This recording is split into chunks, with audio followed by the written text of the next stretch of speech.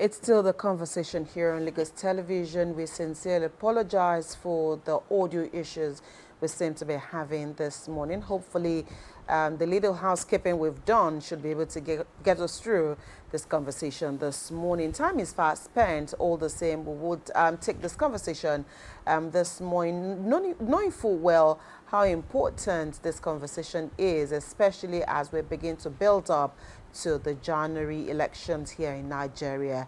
Of course, Nigeria is in a democracy, and we do know that active participation by the electorate is also key to the sustenance of democratic practice, not only here in Nigeria, but world over. And today the conversation will center around democracy and active electoral participation, especially now that it seems the insecurity issues is taking a center stage, and it might, if not nipped in the bud, it could affect the electoral participation of Nigerians. Our guest is here this morning, and together we'll be taking a look at how important this is and what government and all should be doing to ensure that there is proper participation by the electorate in the country. And joining the conversation this morning is a broadcaster and a communication strategist, Charles Ideho. Charles, thank you for being here on the program this morning. Thank you. Yeah, because I mean, you are also a member of our constituency, yes, so exactly. this morning is more or less like we're talking about ourselves.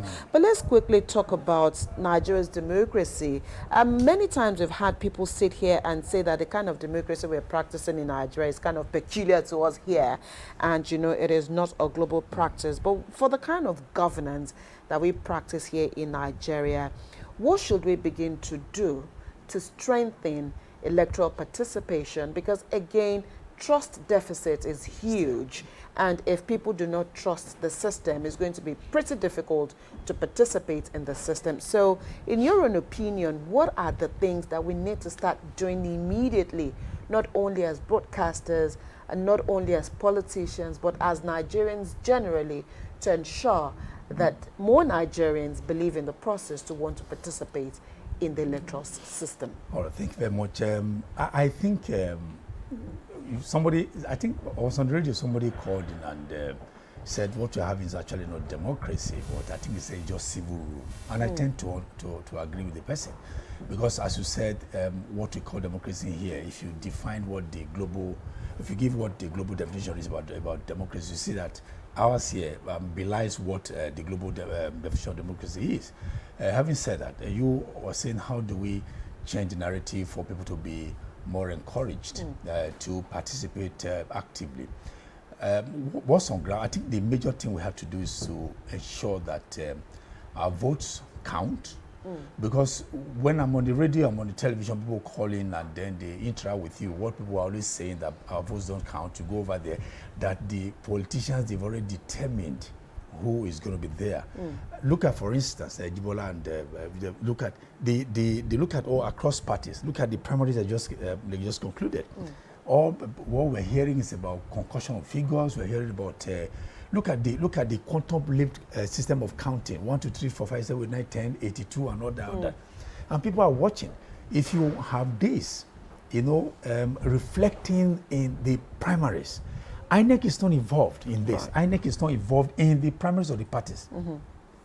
Party themselves, they are shortchanging the system, handing the flags over to the people who actually didn't win because they had to manufacture figure for whatever. And then what do you think is going to be in the election? So people watch those things and people are discouraged. And these same people you want to them to queue up on election day to think that the people who have stolen the party's mandate, people who have been helped to get the party's flags, to fly them at the election, these are the people who are going to be you are going to be queuing up behind. So it's a whole lot of things that that affect the psyche of the Nigerian electorate. Except maybe it may not be in all the states. Maybe we can just take a state as a pilot, a case study, and ensure that people, when they go to the polls, whoever they have chosen is reflect. I mean, they are voting. The choice reflects their voting pattern. I think Nigeria will begin to say, okay, if it can happen in state A, let's see how we can domesticate and replicate it in other states. That's where I think people begin to have loyalty and begin to feel that their votes are going to be counted. But the way it is now, I'm sorry, the trust deficit talking about is increasing, and I don't know who is going to bridge the gap to bring it to bear on how people are going to be doing whatever that they do at the polls. Okay, so yes. From your brief so far, are you implying that we are likely to have a repeat of what we saw in 2023, where people did not really turn up for the elections? You cited the case of the party primaries that we have had, and let's talk about the performance of the politicians themselves. A lot of Nigerians are currently disappointed with what is happening in the country. Yes. Their purchasing power is taken away, insecurity, and some other challenges are facing the country. So will this also trigger some kind of voter apathy if care is not taken in 2027? Well, I don't think. Okay, well, I may not know, but if I gauge the people's feelings, particularly when I'm on the radio and all that, what people say, and on the social media, there may be a marked difference, because I think people are really angry now. They want to cause a change, to say let's go there, we die here, kind of attitude. So there might be an increase in participation in 2027 election, because they said, like somebody called on the radio this morning, if I sit down at home, I don't want people to decide my destiny future, for me, right. my future. So he's going to be galvanizing people around that to see how he can really support. So let's do good. You vote for a candidate, vote for my candidate, but let's be there and see. And once we vote, let nobody chase us out of the police station. When let's watch out and say. Yeah. So if I can use that to gauge the feelings of people, I'm thinking that. Voter apathy this year next year may not be as bad as it was in 2023. Okay. Using this indices. Yes, exactly. Right. But then, so let's just look at, we will still see it as Nigeria's democracy, because that is the system or the homemade homegrown democracy that we're practicing at yes. the moment. And then when we say political participation on the part of the electorate, is it just about voting, or are there other things that we can adduce to being part of the system yes. that the electorate must also be part of, that will culminate into election day? Because when we say political participation, all the time we think it is just on the election date. But are there other things that the electorate must also oversee or must be part of that should that should count for the way our democracy yes. is being practiced? It is. Civic engagement is there, number one. Number two, then if we surrender our mandate collectively, when I was speaking to Jibola, for instance, to represent us, how often do we get to see Jibola to come over there? He is representing our interests. Right. But does he always seek our opinions when he is going to table our interests? So whose interest does he table over there whenever he gets there to where they gather, but the National Assembly, State Assembly? That's also very important, because as some of the electorate will always say that even the person who is there, it does not reflect our choice. Right. So that's why in most cases, the person who is there who doesn't reflect the choice of people, he doesn't come, there's no recourse for him to come back, to come and have a civic engagement with them, to say, what do you want? Everything, see, the politicians, assumption. Right. They just think, they assume this posture of omnipresent, omniscient and omnipotent kind of thing, that I know what they need. For instance, what Ikeja needs may not be what Onibobo needs. Right. What Onibobo needs may be different from what Maryland will need. So why don't you go over there and say, what do you need in Maryland? Let them tell you how they feel.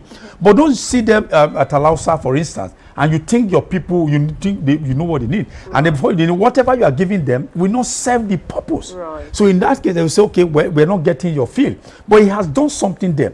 But what he has done there is not reflecting their choices. So that's why civic engagement is very important. Then politicians that represent the people should not think that they know it or they can think for the people they represent. Go over there. It could be quarterly. You go maybe four times a town hall meeting.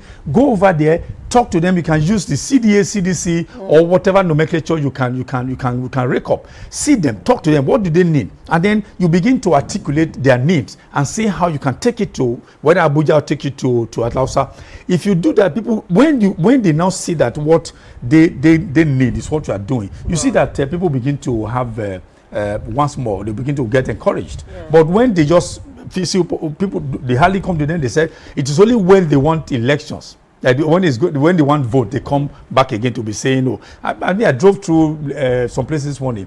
I saw how people are gathered in front of the houses of some politicians and all that because they just want prime minister and all that. That's exactly. They will eat what they want to eat there. They cook for them in the morning. They do that. And so, but the election day after that, to your tent Israel. Sorry, Jibala, let me just build on what you raised now, because again, that's one of the reasons why some politicians will say, "Oh, but when they come, my father died. My student, my daughter." Someone want to get married. Yes. You want to enroll for. So these are some of the things that the people also come to these politicians with, and so they just assume, well, I've sorted you guys out, and then like Jibola will say, don't sell your future. Some group of people will just say we've done this, and then just assume that I've taken care of the needs of the electorate or to the community. So the people themselves, how important must they also realize that it goes beyond asking them for personal things, and then it goes beyond saying that, I need this for my daughter, I need this for my father. It has to be communal. So how do we get to that point where it does not have to be just me, but then it has to trickle down to the community level? The thing is that the giving back to the communities is in two ways. You have the macro, you have the micro. So it is the micro you find people going over there to say sources happen. But the macro aspect is the one that is relegated. Right. It should take the lion's share. But again, what is responsible, as I said, I go around with politicians as a journalist and all that. I see what happens. It is because of the absence of gathering, the absence of this civic engagement with the people.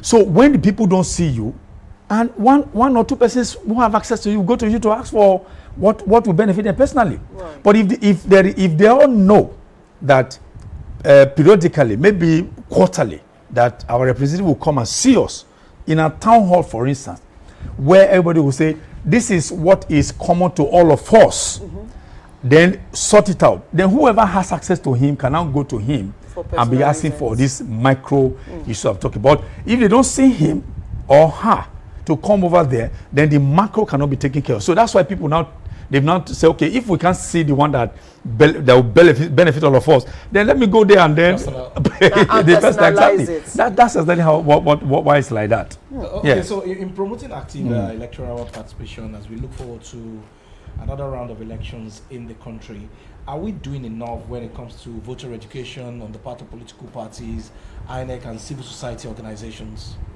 Well, I don't think we're doing enough. For instance, the National Orientation Agency. Right.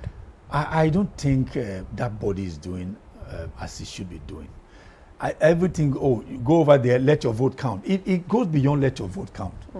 The education we need is that, I like what you said, that does the electorate know the power he holds? Or they hold? Do they know that? Do they know that it is your collective mandate that holds the president in place in Abuja? It's your collective mandate that holds the governor in Alausa or in Okemoso, wherever they have their government houses.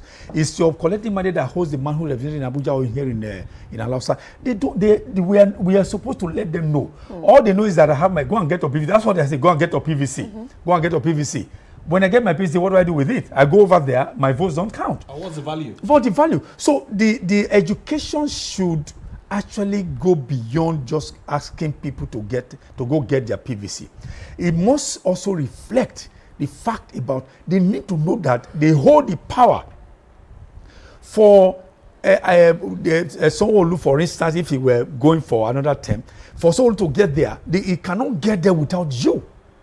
If people know that without them, that they can't get there, you see that all these political gladiators will all come down kowtowing. They will all kowtow before the electorate, because the electorate now become king. Right. But the electorate what they have done is that they have sold, as you said, they've sold their rights through all this asking for these macro items and all that.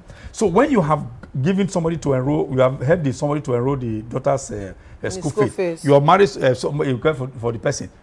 What right do you have to be asking the person to? The person has bought your conscience. Yeah. And we tell you, as you said, you came to me, I gave you money. So what do you want me to say? Effect by meaning kind of thing.